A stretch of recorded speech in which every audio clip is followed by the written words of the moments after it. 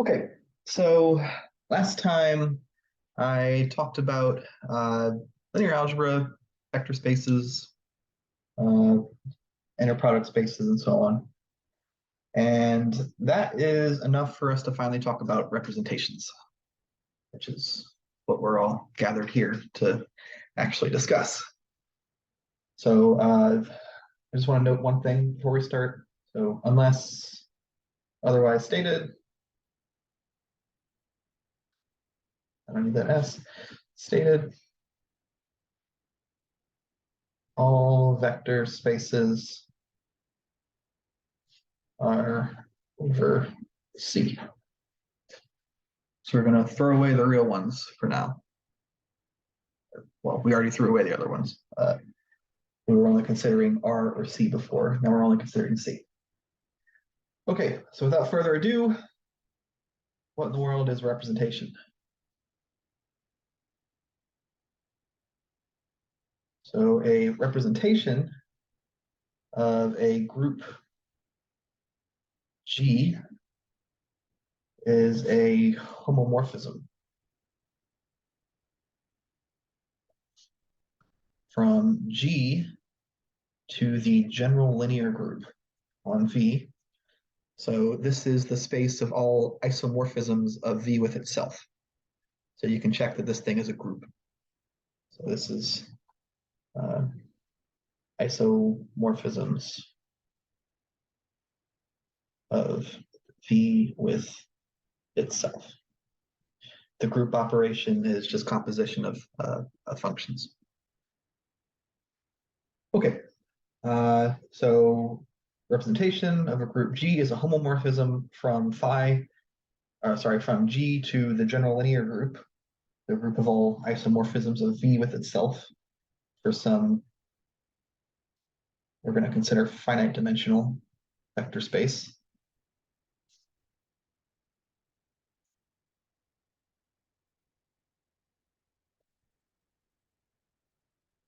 That's it. That's what representation is. The dimension of V is called the degree phi. Okay, so as far as notation goes, instead of writing phi of G, right? Because phi takes an element of G and gives us an isomorphism of V. Instead of writing phi of G, I'm going to write phi G, phi subscript G. And the reason I want to do that is because instead of writing phi of G of V like this, I can now write this as phi G of V, or sometimes maybe even phi G V without the parenthesis. And we should know what I mean. Okay. I have a quick question. Go for it. Should we think about this general linear group as like a set of matrices, or doesn't it really matter? Or so you can, since the vector space we consider is finite dimensional, it's isomorphic to Cn, assuming it's over C, for some n, right? And you can always consider, well, actually, you don't even need the isomorphism of Cn. You can always map a linear transformation to a matrix and a matrix to a linear transformation, right? These things go hand in hand with each other. They're just equivalent ways of looking at the same thing. So you totally could. You could think about this as a matrix, and that is maybe the more concrete way to go. Okay. Okay. So here's some examples.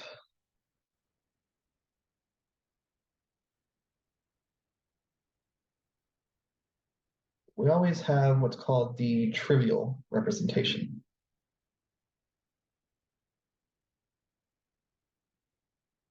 So this is a map phi, or homomorphism rather, from G to C star. This star just means C without 0. So in general, the star means all the invertible elements of this field. Okay. And this thing is a vector space over C. And this map phi is given by phi g is equal to 1 for all g. So I just gave you a number, but we're really thinking about this as a map. Right? Multiplication by 1 is the same thing as doing nothing. You're not changing at all.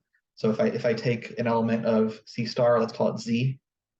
So C is in C star, then phi g Z is just equal to Z, right? So phi g is effectively the identity map, which happens to be equal to 1 C star. Okay, so more generally, you could just define if you have phi from G to V, just send phi G to the identity map, and you can check that this is a homomorphism, right? Phi of G times G prime is equal to the identity map.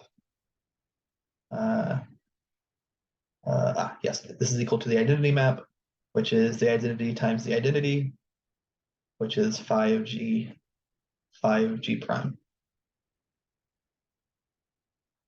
So indeed, that's a homomorphism. Okay, so another example. Here.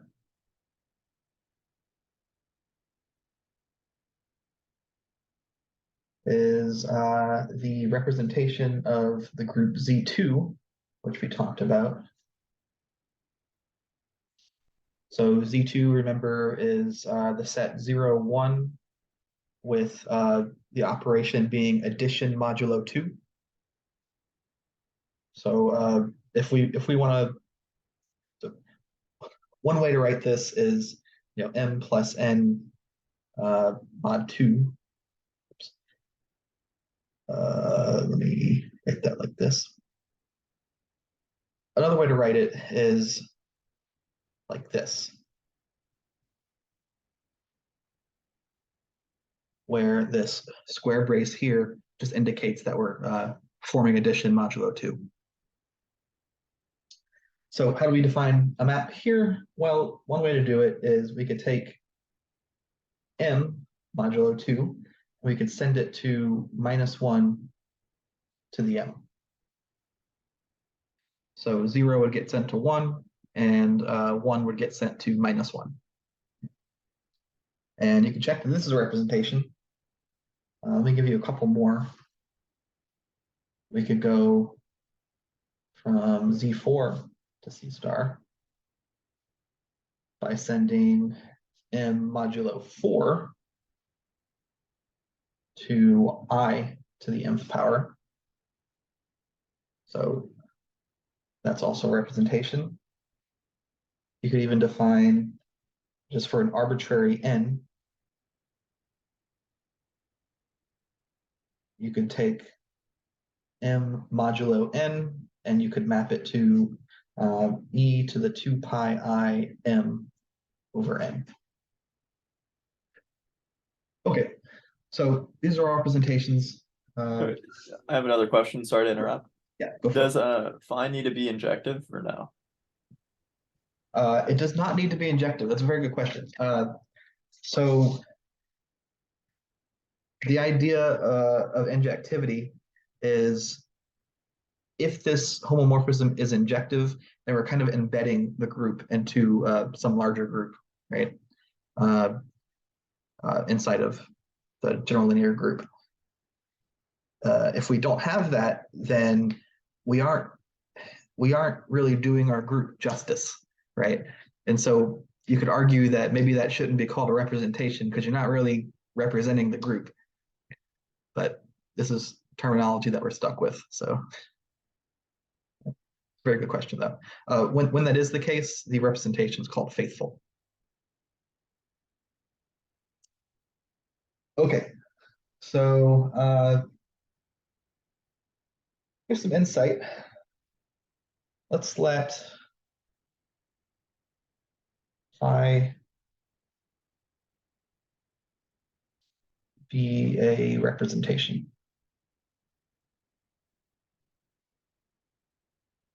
Okay, so since we know that V is isomorphic to C to the dimension of V, so that was something I mentioned last time. I might have even proved it, or at least gave a sketch of the proof. I don't remember. But there is an isomorphism.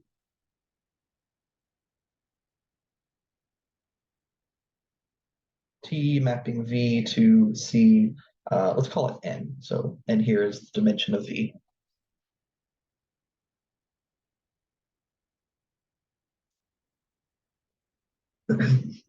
Okay, so if we define psi from G to Cn,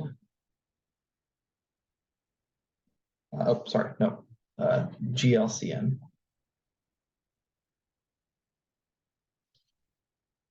If we define this by psi G equals T phi G T inverse, then actually what we have is another representation. So to see that, we have to show this guy is homomorphism. So this is psi G G prime. We want to show that this is psi G times psi G prime. Well, this is T phi G G prime T inverse, which is T phi G prime T inverse. By the way, this prime doesn't denote anything weird. It's just two different elements, G and G prime. I'm just giving the second one a different name. Okay, so this equality follows from the fact that phi itself is a representation, which means that it's a homomorphism. And we can insert a T inverse T here because that's the identity, which does nothing.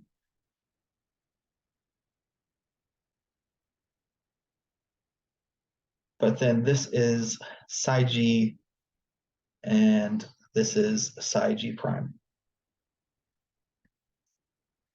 So if I have a representation, I can get a representation of Cn by realizing that since V is finite dimensional, I can map it with an isomorphism to Cn, and then I can use that isomorphism to construct another representation. Okay. So technically, we do also have to show that the image of G here is inside of GL of Cn, but the inverse is just inverse of psi G is, let's see, T phi G inverse T inverse.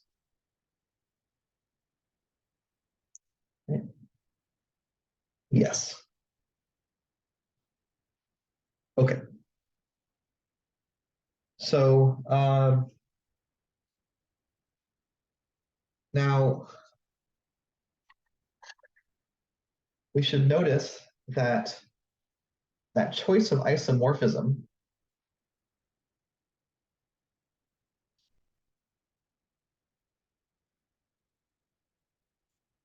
T from V to Cn is not unique. To see that, just take any basis of V and map it to Cn. You have to send each basis element to another basis element. And then there's a bunch of ways to do that. So this thing's not unique. You can pick lots of isomorphisms between V and Cn. So we could have chosen another one. We could have chosen another one, which we'll call S from V to Cn. And then we could have constructed another representation, right? Psi prime from G to GL Cn by the same means, right? We send G to psi G prime, which is S phi G S inverse, right? Just the whole method done once again. Okay, so the question now is, shouldn't these representations be considered the same since they come down to just different choices of bases, right, in this isomorphism? In fact, they are related by a formula. Psi G prime, by definition, is S phi G S inverse, which is S T inverse T phi G T inverse T S inverse. So I've inserted the identity twice here, right? T inverse T is the identity, T inverse T is the identity. And this is equal to S T inverse psi G T S inverse, because T phi G T inverse is psi G. And we can rewrite this as S T inverse psi G S T inverse inverse. Now, a composition of isomorphisms is an isomorphism. The inverse of an isomorphism is also an isomorphism. So that's an isomorphism, that's an isomorphism. And these things are isomorphisms of Cn with itself. So what we have, well, what we had in the first case, right, was we built the following diagram.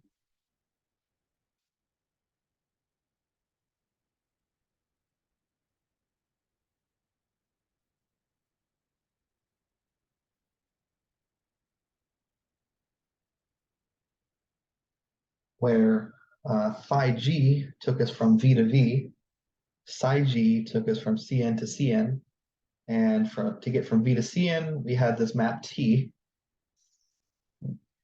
And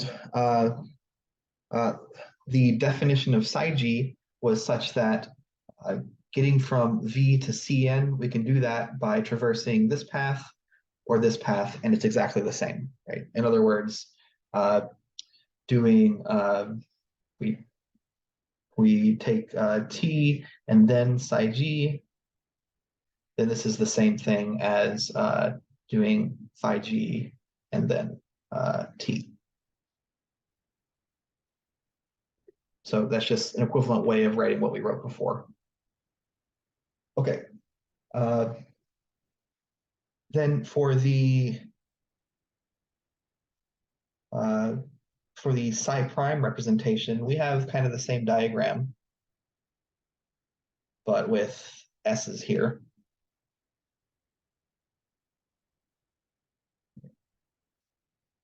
Again, we can traverse either path, just by definition. And now what we've built is this diagram, which goes from Cn to Cn by psi g, and ST inverse maps us back to Cn.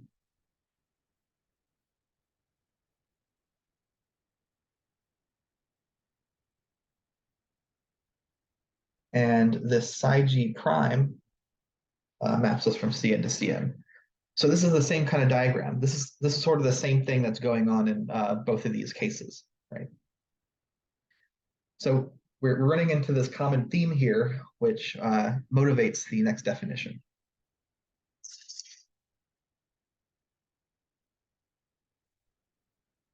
So two representations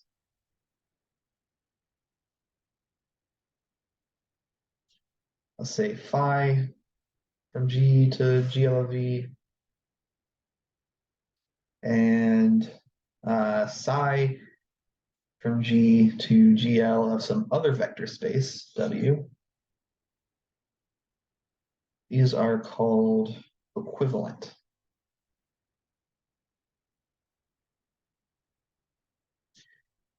If there is an isomorphism, let's call it T, from V to W, such that psi G is the same as T phi G T inverse for all G and G. So in this case, we write that psi is equivalent to phi. So where does this definition come from? Well, it comes from this picture that we were drawing before.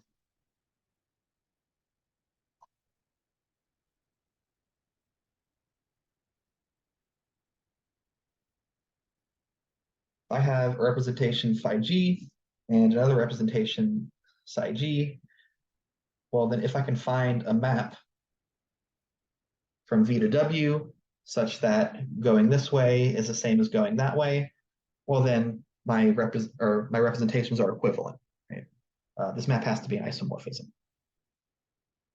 Okay, so from the perspective of the algebra, what we were doing before leading up to this, so the representation has what structure? It has a group, it has a vector space, and it has a homomorphism. So the group is the same for both of these representations, right? So there's nothing to preserve there, it's already preserved. The vector space is different. We want the vector spaces to be equivalent in some sense, and that sense is through an isomorphism, right? That's why we require T to be an isomorphism here. Now, what we would like is for, so let's once again write this in a slightly different way.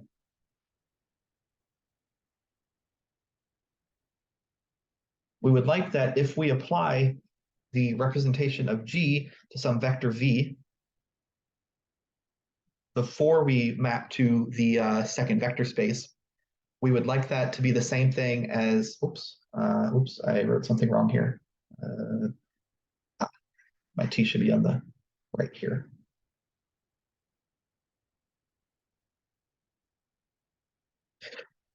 Okay, so if I apply the representation of G to V before I map V to the next vector space, that should be the same thing as mapping V to the next vector space and then applying or acting G on V through this other representation. So a good way to think about representations is a way of having G act on a vector. So if we act on G before, that should be the same thing as acting on, if we act on V with G before, it should be the same thing as acting on V with G after the isomorphism. Okay.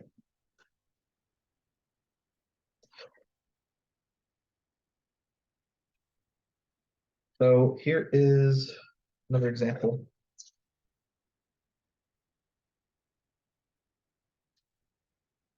We can define phi to be a homomorphism that sends Zn to GL to C. So this is isomorphic to GLC2. So this is the space of all isomorphisms of C2 with itself. And this is the space of all invertible matrices from C2, or all invertible complex matrices that are 2 by 2. And these are essentially the same thing, right? So matrices and linear maps go hand in hand. We can always map a linear map to a matrix and a matrix to a linear map. Okay, so this is just two ways of looking at the same thing. But the point is, if I take an element of Zn, so for example, m modulo n, I can map this to the matrix cosine 2 pi m over n minus the sine of 2 pi m over n, sine of 2 pi m over n, and cosine 2 pi m over n. And if you've done any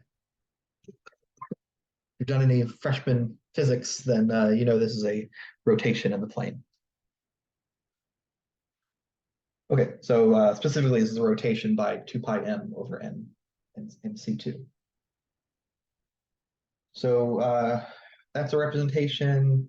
We can define another representation, psi, from Zn to GL to C as well. We can define it by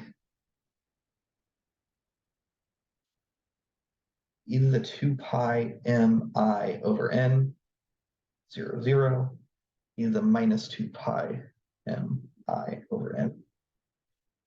And the claim now is that phi is equivalent to psi. Okay. So before I was talking about finding an isomorphism in order to show that these things are equivalent. Well, now we're working in terms of matrices. Okay? And so the equivalent thing to find, what's equivalent to an isomorphism, is a matrix which is invertible. So in order to show that these two things are equivalent, what we have to do is find a matrix A such that uh, uh,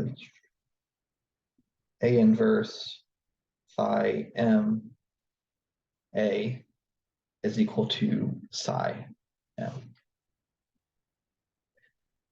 So Steinberg just gives it to us.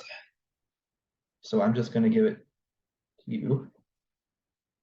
A is I minus I 1, 1. And to avoid just doing a bunch of matrix calculations, I'm not going to actually show that these are equivalent, but this is something that you can check. Okay. So now let me give you a representation that is extremely important. It's called the standard representation of the symmetric group Sn. So maybe I should mention what the symmetric group is first. So the symmetric group is the set of all bijections from the integers from 1 to n to the integers from 1 to n, such that sigma is a bijection. I think I already said that, but it's a set of all maps from 1 through n to 1 through n, such that the map is a bijection.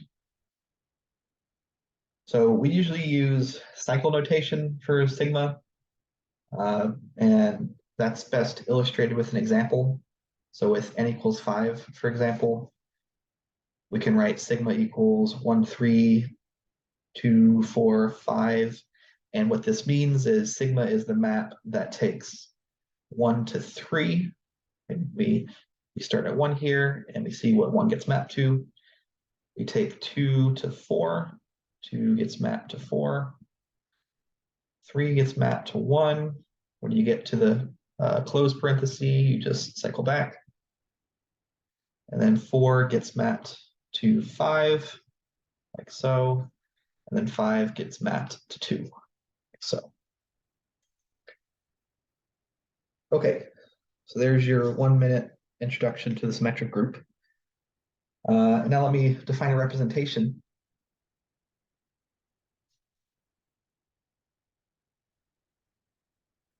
So we're going to do it by matrices again. And we're going to define it by its action on the standard basis of Cn. So the standard basis of Cn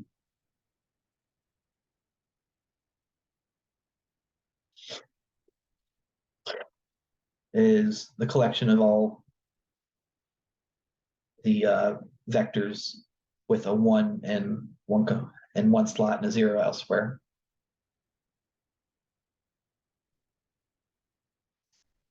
So we normally call these E1 through En. Okay, so how do I define this representation? Well, if I'm given a permutation, so an element of Sn, the way I apply it to the basis vector is I take E sigma of I.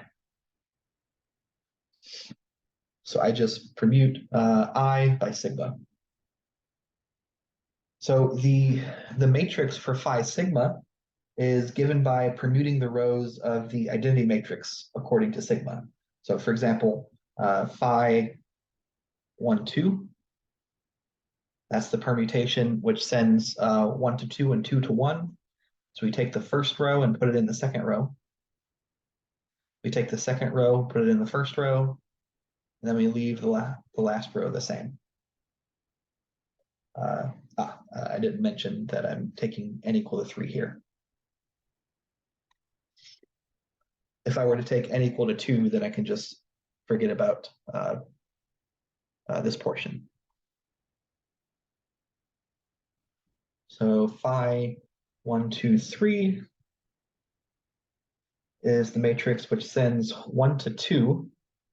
So sending 1 here, the first row to the second row. The second row gets sent to the third row. And the third row gets sent to the first row.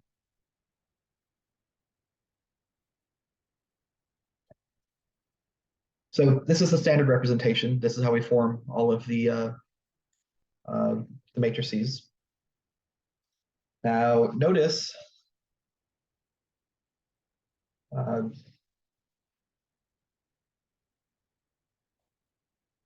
of course, if you have a linear combination of the EI, so for example, if I have phi sigma of E1 plus 2E2, for example, we define phi sigma so that it's linear, right? So this would be E sigma of 1 plus 2 E sigma of 2.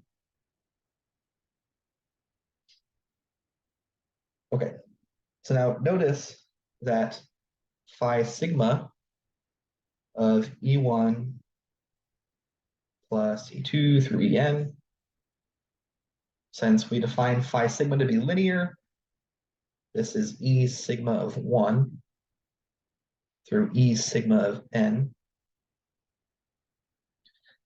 And this is equal to E1 through En. So for the case n equals 3, for example, no matter what permutation I pick, if I have the sum E1 plus E2 plus E3, what I'm going to get at the end of the day is E1 plus E2 plus E3, because all I've done is permute the locations of these things, and the addition is commutative. So I can always just move them back in the same place. Okay, so the point is that the span of that vector, which is the sum of the basis vectors, is invariant. Under all phi sigma with sigma in Sn.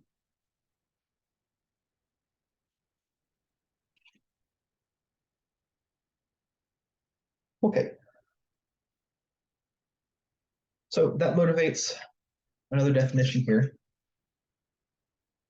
Yeah, today's going to be a lot of definitions. That's just how you start a subject. You can't talk about it without knowing the names of things.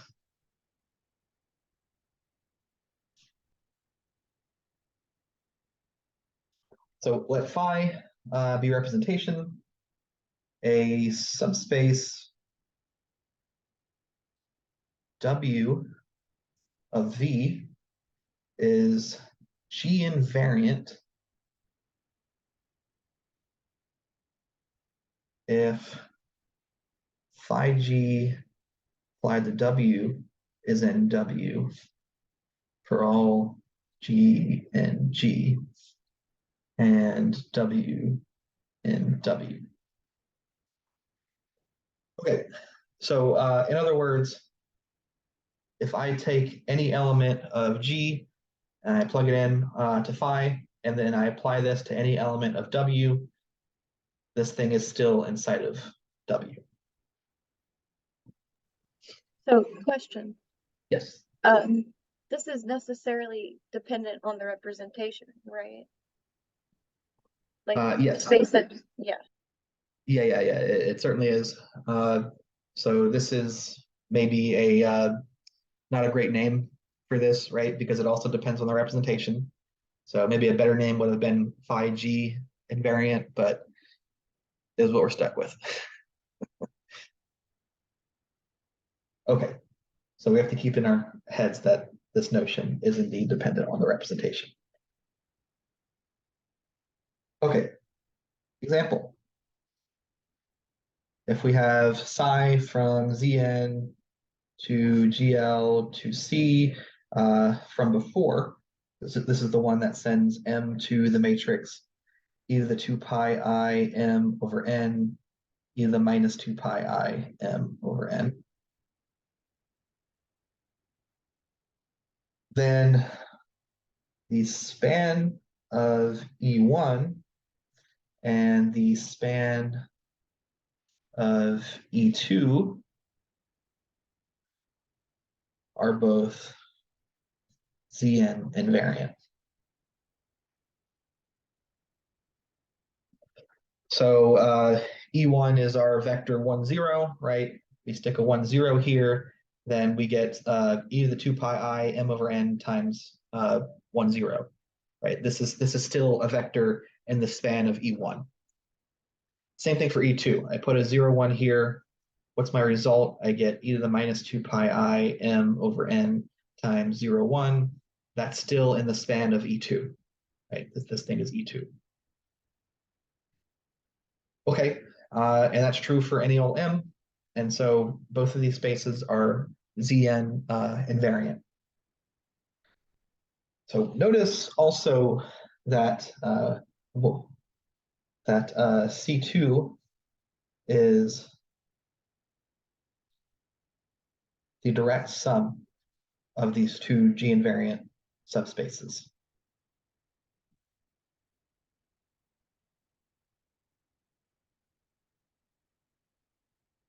Right? Span of E1 plus span of E2, that's exactly what C2 is. Okay, so now I can define the direct sum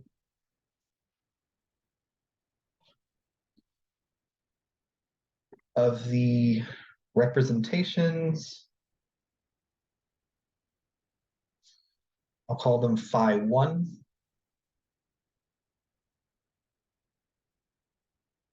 and phi 2. I know, very creative names.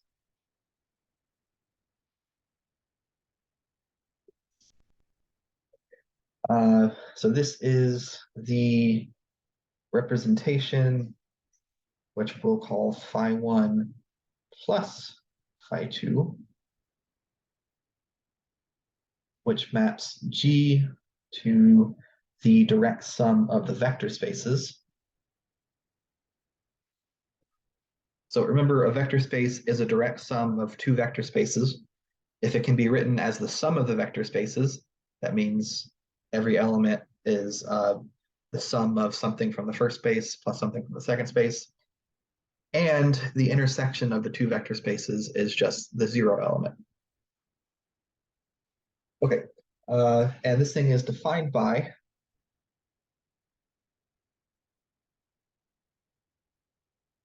so how does it map an element of G?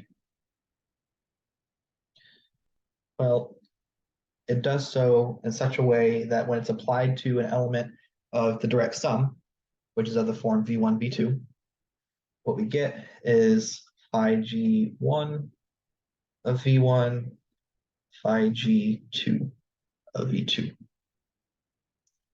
So the direct sum of representations is also a representation. You can check that. And the way it acts is component-wise, right? So it takes the first representation, acts on the first component, it takes the second representation, and acts on the second component. Okay, not hard. So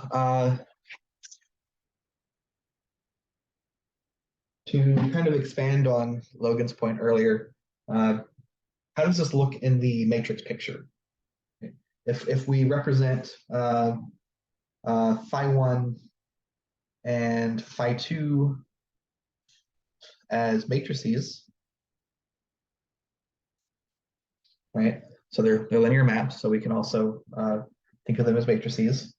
Then, well, phi1g and phi2g are the linear maps, not phi1 and phi2.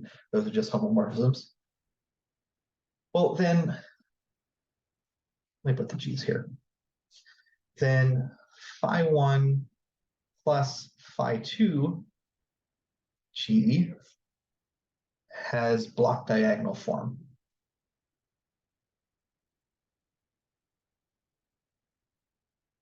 Meaning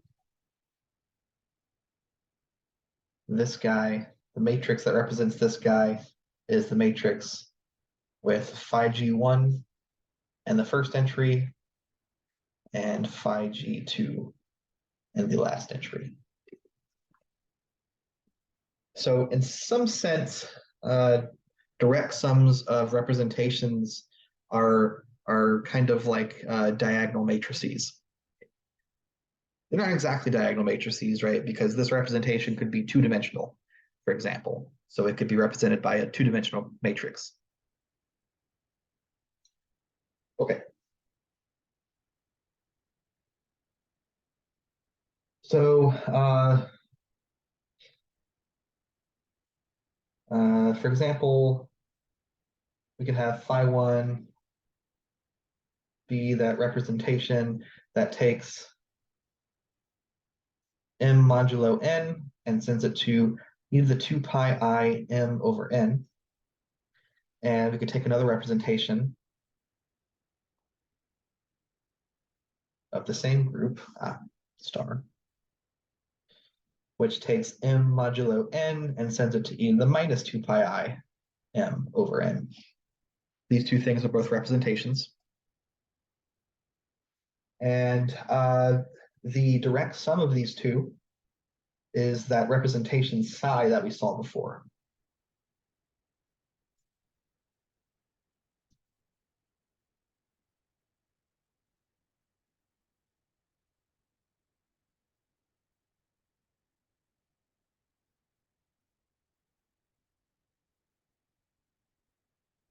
I'm being very loosey-goosey with notation here.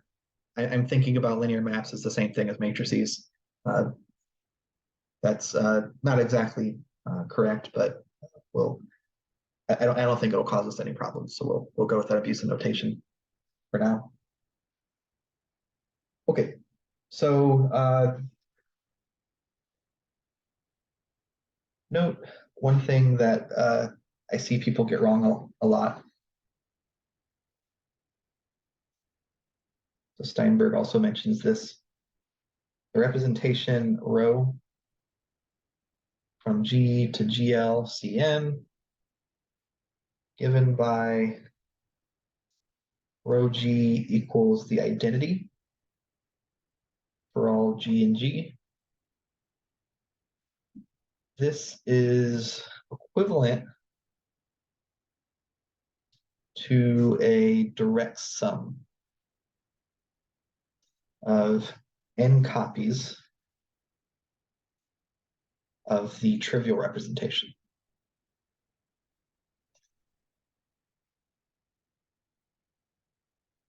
So what people get wrong a lot of the time is they see this representation and they say, okay, we map everything to the identity, and therefore it's the trivial representation. That's wrong, right? It's the direct sum of n copies of the trivial representation, which is not the trivial representation. The trivial representation is one-dimensional. Okay.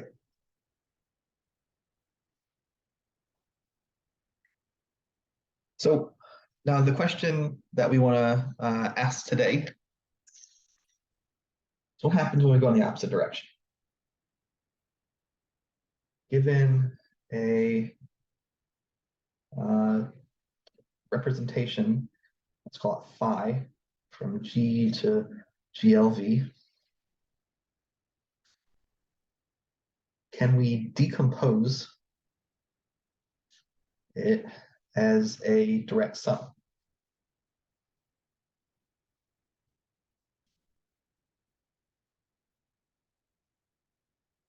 And so this is the question we want to answer. The answer for finite groups, at least, is yes.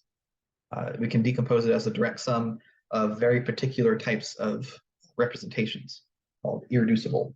But I have to tell you something else first. Okay. So first of all, the restriction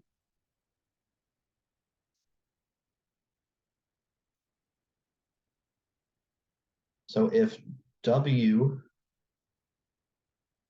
is a subspace of V, which is G invariant, then the restriction of that representation to W is also a representation. What does it look like? Well, if we give it some group element G, the way it acts on an element of W is by phi G of W. So all we've done is we've restricted the representation to only act on the vector space W, which sits inside of V. So this will only make sense when W is G invariant. Otherwise, the this thing here, right, is not necessarily inside of W, right? So phi restricted to W with G plugged in is not inside of GLW in general if W is not G invariant. So this will be true for some G if W is not G invariant. Okay, but when W is G invariant, then we're good to go, right? This is true for all G. By the way, sometimes this thing phi restricted to W is called a sub-representation.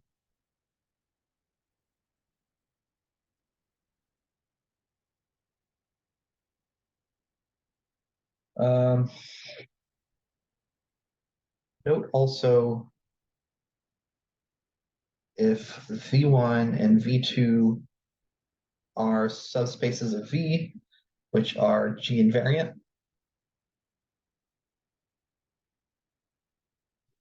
then phi is equivalent to the restriction of phi to V1 direct sum the restriction of phi to V2.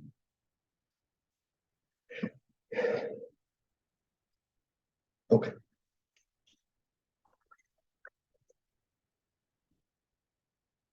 So when we talked about groups, we briefly mentioned how they could be factored into simple groups, right? Which are then classified to simplify the process of classifying all groups, right?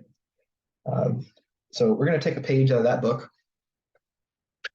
and define something called irreducible representation. And this will be the analog of a simple group. So non-zero representation, phi from G to GLV is called irreducible if the only G invariant subspace, subspaces of V are just 0 and V. So 0 is always a G invariant subspace of the representation, because anything times 0 is just 0. And V itself is always a G invariant subspace, right? Because this phi G, well, when we give this thing an element of G, well, it's an isomorphism of V with itself, right? So of course it always maps V to itself. Okay. But if there are no other G invariant subspaces, then the representation is called irreducible. Okay. Here's a proposition. Should be an in there. Any degree 1 representation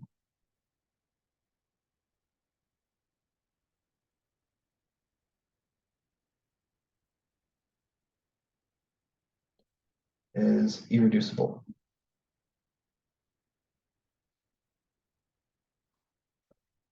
Why is this the case? Did you define what degree was? Yeah, degree was the same thing as the dimension of the vector space. Oh, okay, cool. Okay, so if the dimension of V is 1 in my representation, then the representation is always irreducible. Why is this the case? Well, if I have an invariant subspace W, right? So here, maybe we'll just write out the proof. So let W be an invariant subspace.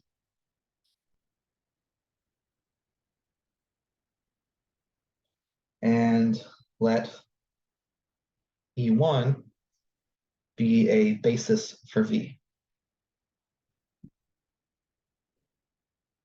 So I know it only needs one element because the degree of the representation is 1, which is the same thing as saying the dimension of V is 1.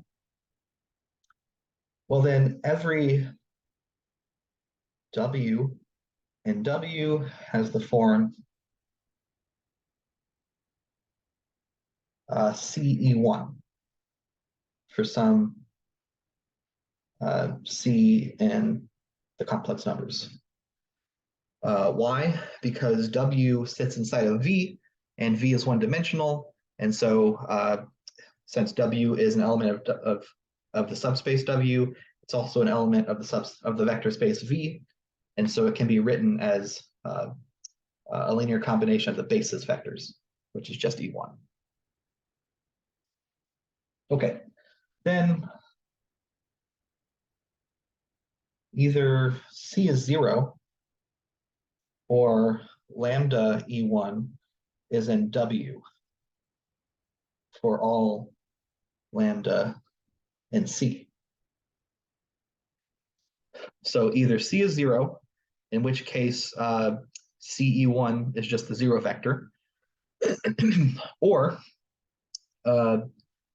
if it's not the 0 vector, then lambda E1 for any lambda is in W because it needs to be a vector space, right? So I should be able to multiply it by any scalar. So in the latter case, so in the former case, so when C is 0, then W is just the 0 subspace. And then in the latter case, what we have is that W is equal to V. So W is equal to 0 or V. So if I have an invariant subspace, it has to be 0 or V, and that means that my representation must be irreducible. Okay, so I have a note here.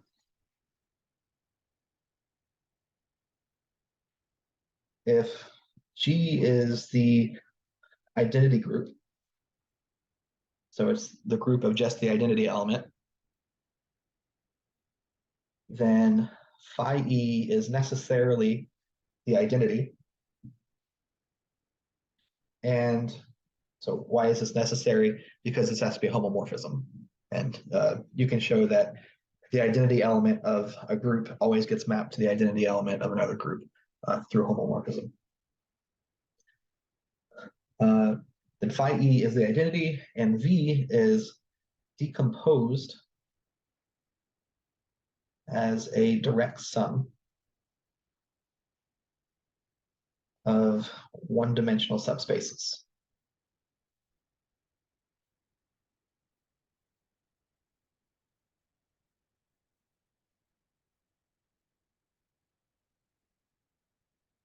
So specifying a representation of the trivial group is the same thing as specifying a vector space, right? And the one-dimensional subspaces are the subspaces spanned by the individual basis vectors. So the theory of vector spaces is somehow just a trivial example of a representation.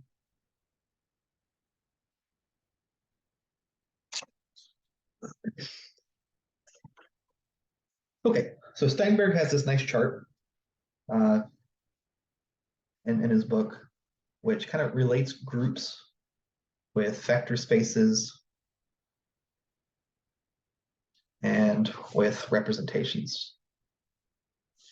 Or maybe relate isn't the right word, but draws an analogy between the concepts in each of these classifications.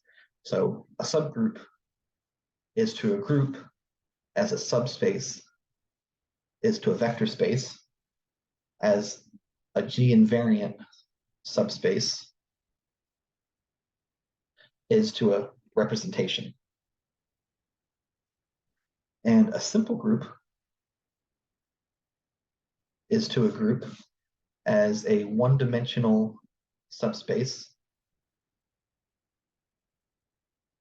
is to a vector space as an irreducible representation is to representations.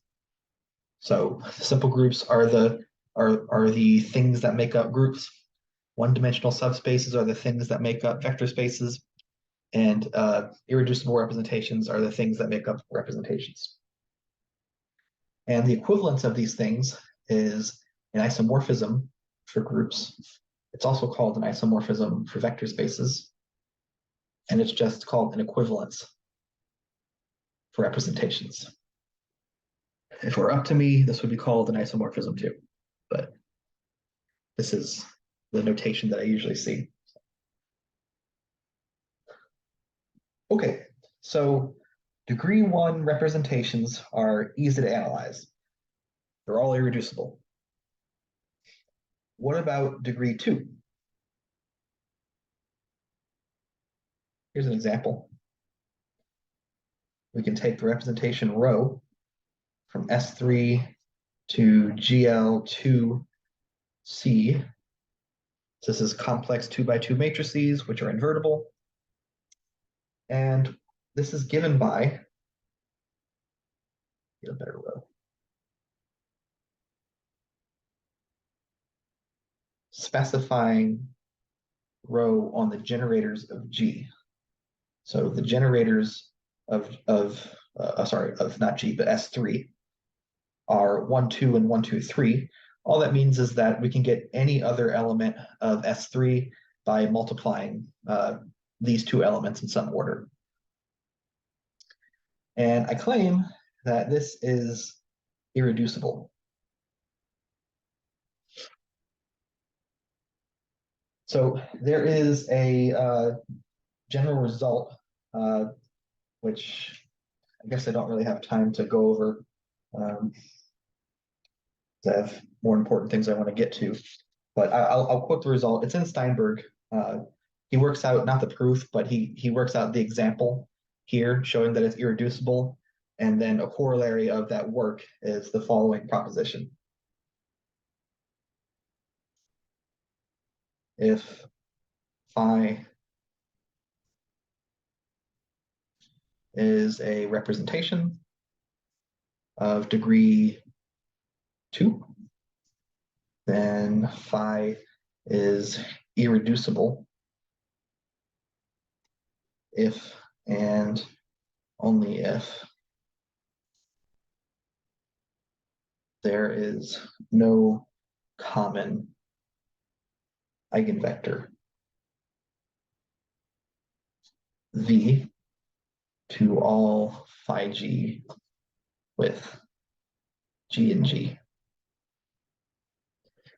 Okay, so actually I believe this also works for degree 3, actually. So the idea is if you have an invariant subspace of this representation, so remember the degree 2 is the same thing as saying the dimension of v is 2. Well, the invariant subspace has to have dimension 1 because otherwise, so if it has dimension 2, then it's all of v, and if it has dimension 0, then it's just the 0 subspace. So an invariant subspace, which is not 0 or v, has to have dimension 1. And what you do is you show that this implies that well, maybe I should do a little work to put us on the right path here. So then rho sigma of v is equal to lambda v for some lambda and c. Right? So v here is, let's say actually any non-zero vector in w, right? Because this will serve as a basis vector. So every element of w is just a constant times v. And if w is G invariant, then that means that when we map, let me replace this with a G. When we map V with rho G, we're mapping W to itself. And so this has to be equal to lambda times V for some constant lambda. Right? Now, this is true for any vector any group element, G and G. So then V must be an eigenvector for all of the rho Gs. Okay, so that's kind of the idea behind this. It's not a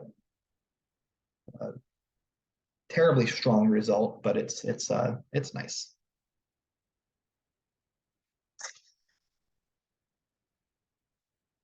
Okay. So let's get ahead a little bit. So our irreducible representations are our building blocks. And we're going to show later that all representations that we're interested in here can be built from them. So this property has a name. So a representation, we'll call it phi again. So I'm going to stop writing phi from G to GL of V. That's going to be assumed. So this is called completely reducible.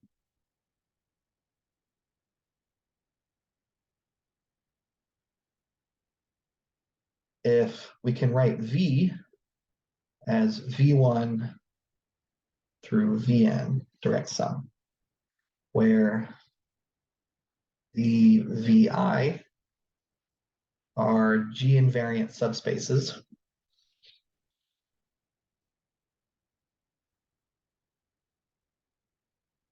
And this is equivalent, right, to saying that phi restricted to Vi is irreducible.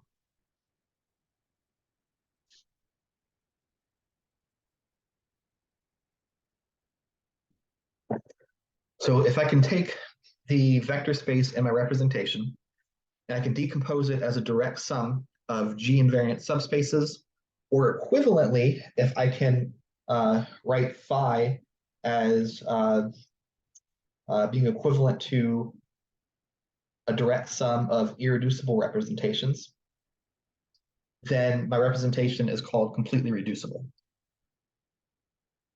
So this is the ideal case, and we're going to show that for any finite group, this is actually true. Okay, so we're going to need another definition. A non-zero representation phi is decomposable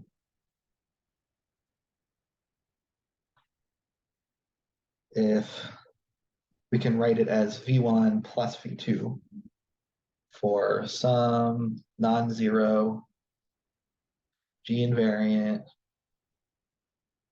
subspaces v1 and v2. Otherwise, we call phi just n-decomposable. So let's start on our path to Maschke's theorem here. I have a quick question. Yeah. So the phi in the first definition, is the degree of phi n or? It does not have to be.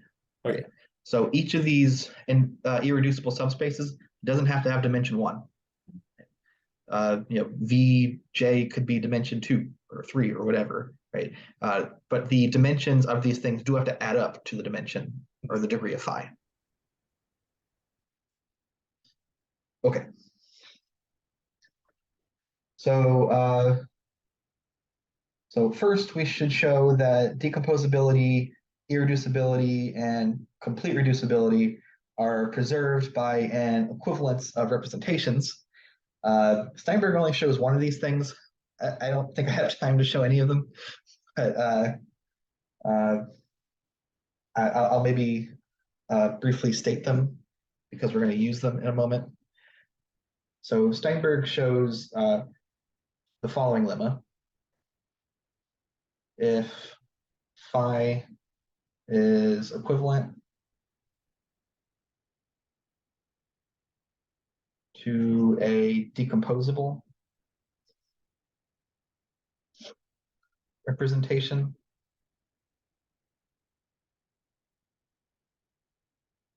then phi itself is decomposable.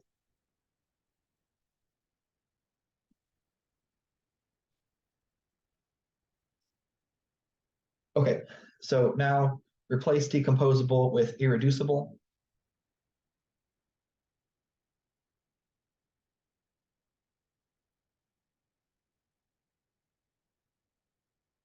And you get another lemma, which is also true, and replace it with completely reducible.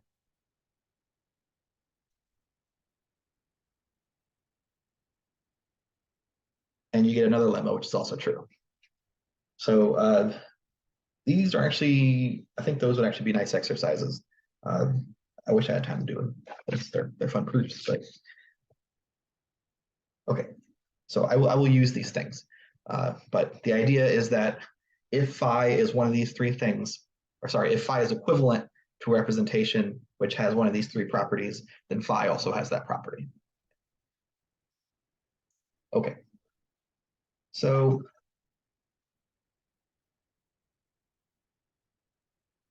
it's ready. Let V be an inner product space.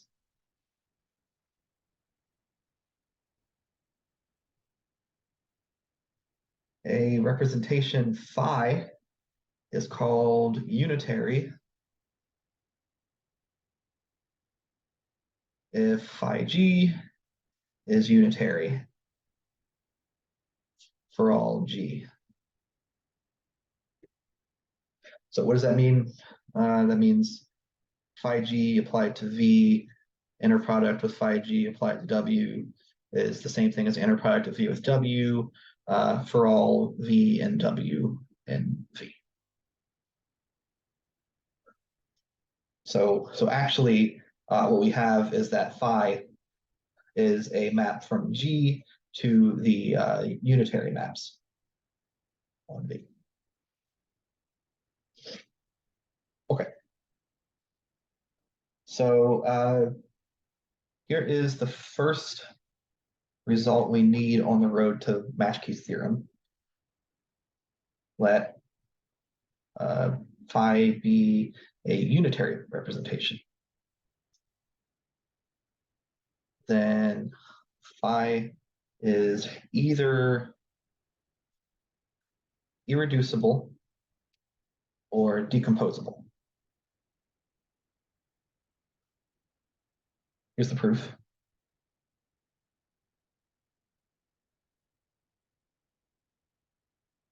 Suppose phi were not irreducible. Okay, that means that there is a non-zero proper invariant subspace.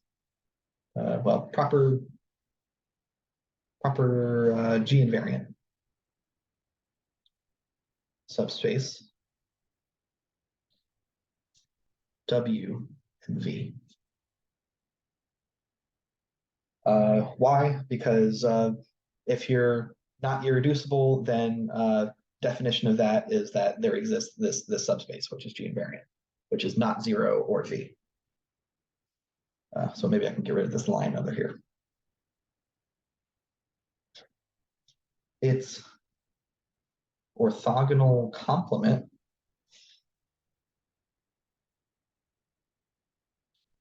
W perp is then also non-zero.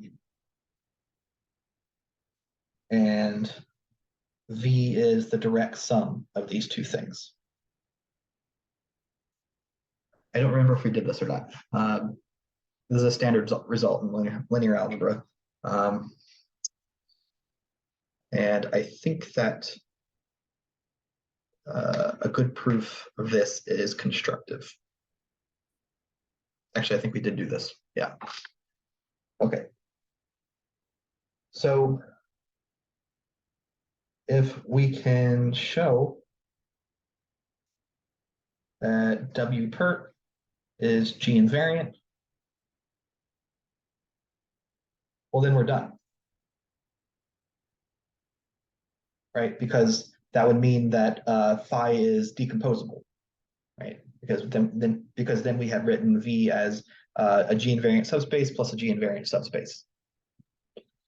Okay, so let's do that. Let W perp be in W perp. I like this notation. And W and W. Then, so how do we show that W perp is G invariant? Well, we take phi G, apply it to W perp, and take the inner product with W. And what we want to do is we want to make sure that phi G of W perp is still in W perp, which means that we want to make sure this inner product is zero. Okay. So we want to make sure that after we map this W perp thing with phi G, that it still sits inside of here, which is the same thing as saying that it's still orthogonal to every element of W. Well, by unitarity, right, we're assuming that phi is unitary. This is the same as phi G inverse, phi G, W perp, phi G inverse of W. And then this is equal to, well, this is just W perp, right? Phi G inverse composed of phi G. This is a homomorphism. And so we get phi of G inverse G. That's phi of the identity, which is the identity. And this stays the same. Now, since W is assumed to be an invariant subspace, that means that phi G inverse will map W to W. So this thing definitely sits inside of W. But I already know that W perp is orthogonal to everything in W. So then this must be equal to zero. Okay, so that tells us that W perp is indeed G invariant, and so phi is decomposable. And that completes the proof. All right. So We know that for any unitary representation is either irreducible or decomposable. Why is that useful to us? Well, because of this handy-dandy trick that comes from Weil, which I usually see it written as Weil's unitary trick, but Steinberg just calls it an averaging trick, which is essentially what it is. So every representation of a finite group G is equivalent to a unitary representation.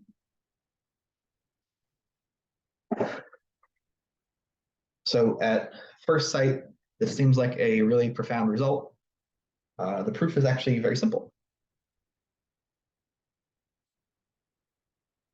So let phi be a representation of a finite group where the dimension of V is n. Choose an isomorphism T from V to Cn. Doesn't matter which one.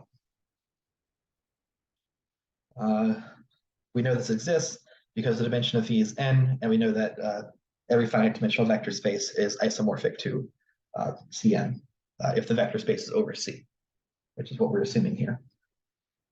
Okay, so we have seen that the representation rho, which is defined by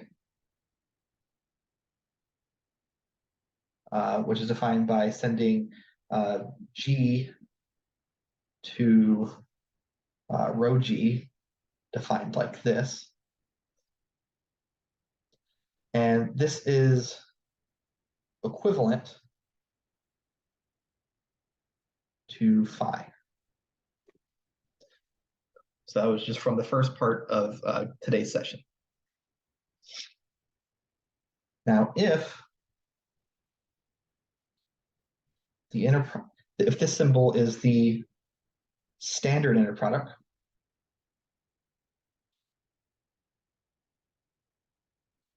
on Cn, well, we can define another one.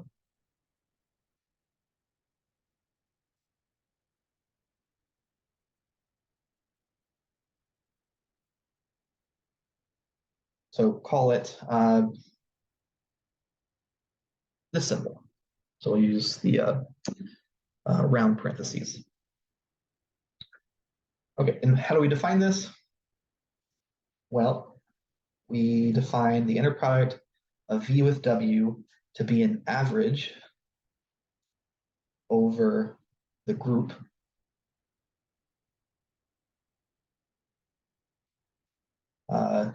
using the original inner product. So it's required here that G is a finite group, right, in order to make sense of this. Otherwise, we have to talk about some convergence issues.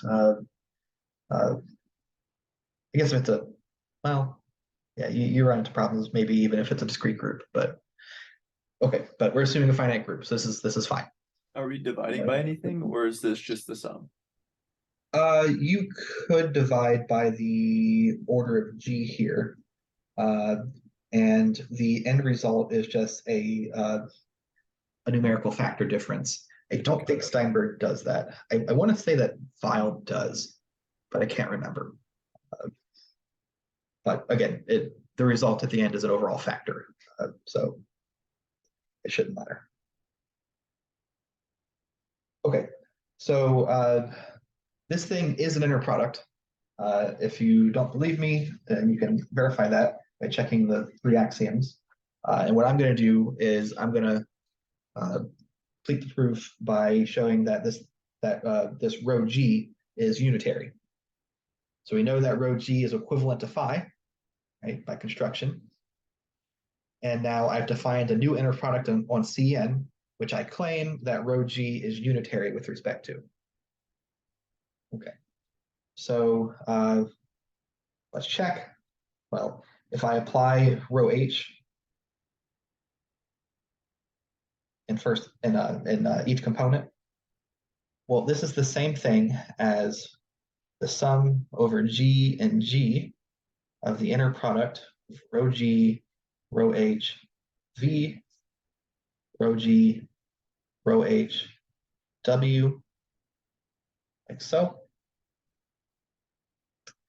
And this is equal to the sum over G and G of rho GH applied to V, rho GH applied to W. And now this takes maybe a second to see, but this is the same thing as a sum over X and G of rho X applied to V, rho X applied to W. So the idea is that as G ranges over all of the group G, so does GH. If you act on the entire group G by the element H, then you get G itself again. And so summing over G and G with GH here is the same as just summing over every element of the group. Okay, so this is equal to, lost my place. Okay, this is equal to, by definition, this is the new inner product of V with W. So this is true for any element H in our group, and so rho H is unitary for every H. And so that means that rho itself is a unitary representation with respect to that inner product, that new one. So that completes the proof. Okay, so every representation of a finite group is equivalent to a unitary representation. This is not true for infinite groups. The place that it breaks down is in this averaging trick here. We have issues of convergence. Okay, and a very nice corollary that we get immediately is, so again, phi, non-zero representation of a finite group. Phi is either irreducible or decomposable.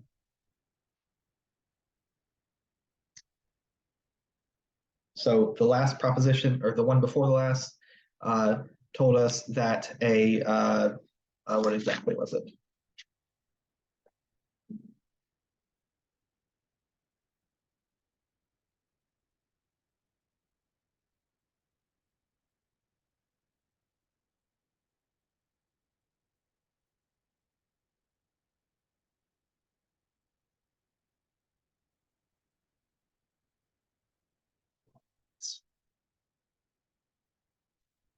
Yeah, okay, yeah. So the proposition before the last one told us that a unitary representation is either irreducible or decomposable.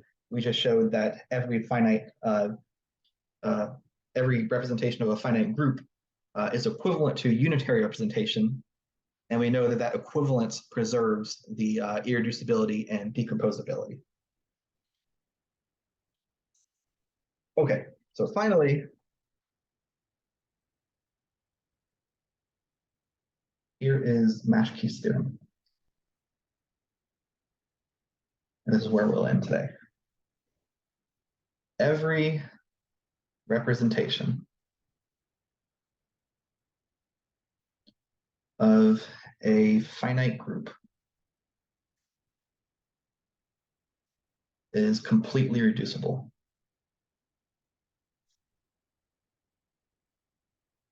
That means you give me any old representation of a finite group, doesn't matter which one, doesn't matter if it's unitary or not. I can always decompose it into a direct sum of irreducible representations. Or from the vector space perspective, I can always decompose the vector space associated to my representation as a direct sum of G invariant subspaces. All right, so here's the proof. Let phi be a representation. So same thing as usual, G is the group, V is the vector space. and G is finite. What we're going to do is we're going to proceed by induction on the degree of phi. That's the same thing as saying the dimension of V. Right? Okay, so base case, if dimension of V is 1, well, then we already know that phi is irreducible, right? We showed in the beginning that every degree 1 representation is irreducible, right? Because the only possible invariant subspaces are dimension 0 or dimension 1. If you're dimension 0, well, then you're just the 0 vector space. If you're dimension 1, well, then you're the entire vector space, right? So there's no in between. Okay. So the statement is true for a dimension of V equal to 1. Phi is completely reducible. It's a direct sum of exactly one representation, which is irreducible, and that's itself. Okay. So assume the statement is true for dimension of V less than or equal to n. And let phi have degree n plus 1.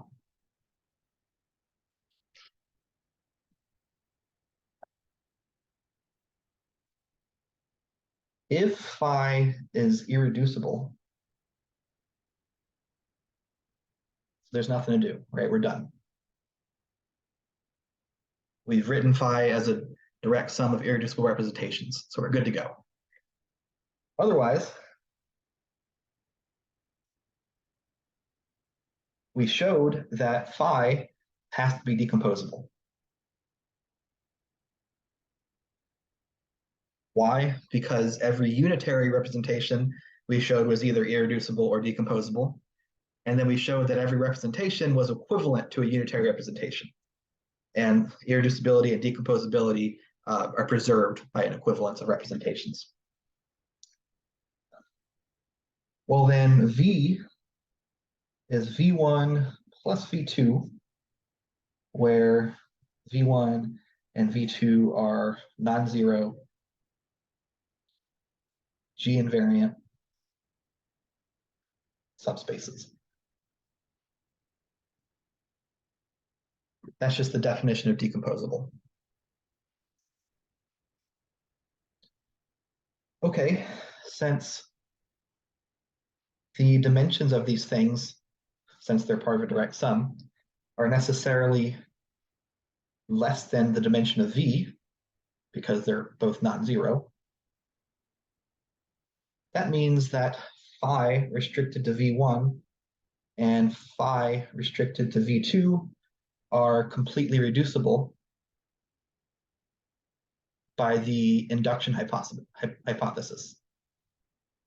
Right? We're assuming that the statement of Maschke's theorem is true for all degree of phi less than or equal to n, or dimension of V less than or equal to n, same thing. Okay.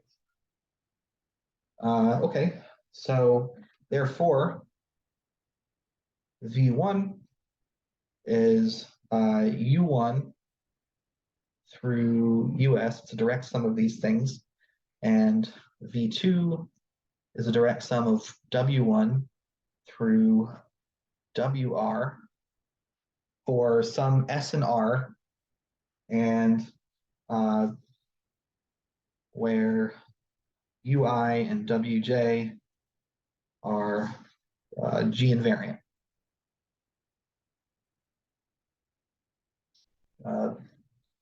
And moreover, that's the same as saying the subrepresentations phi restricted to UI and phi restricted to WJ are irreducible.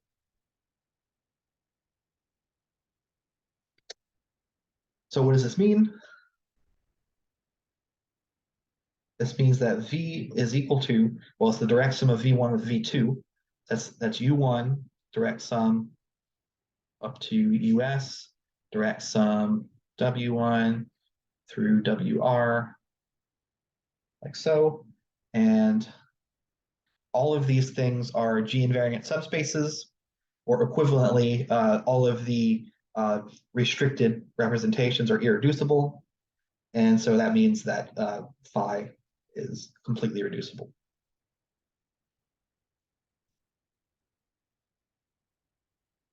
And that's Matchkey's theorem. Okay, so we have set it up for ourselves so that the study of representations of finite groups just comes down to the study of irreducible representations. Because if I'm given a representation, I can always decompose it into a direct sum of irreducibles. So we will start working towards a theory that allows us to describe this decomposition and in fact show that it's unique. So we'll do that next time. All right, any questions?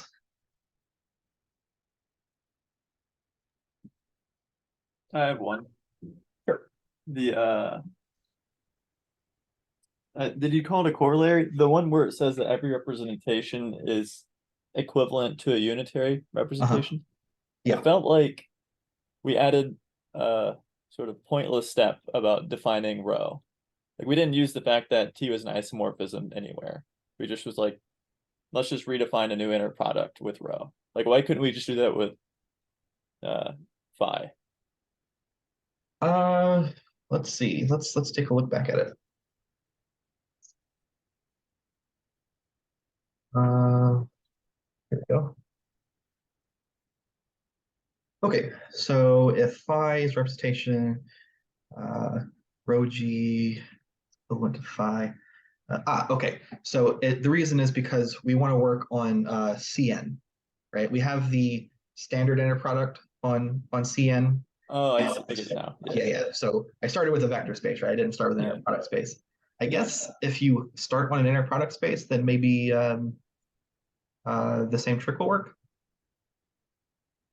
It seems like it should, right? Yeah. Okay. Any other questions?